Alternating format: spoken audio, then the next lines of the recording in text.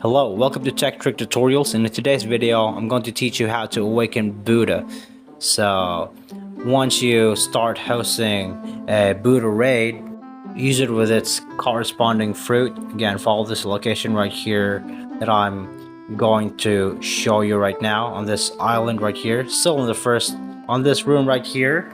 ZXCVF, that's the code. Now on the second floor, you're going to find a panel here that ultimately leads you to the awakening of the Buddha. So yeah, that's just it. Just follow through it step by step and you'll be good to go from there. Okay, so you're going to need to be on a certain level to achieve this, by the way. So just a heads up, so it's not for noobs. So you guys should just follow through step by step if you are on this level right here. Talk to the mysterious entity, which ultimately ends up to the human Buddha awakening. So I hope this video is of any help for you guys. Thank you so much for watching Tech Trick Tutorials. You guys have a nice day.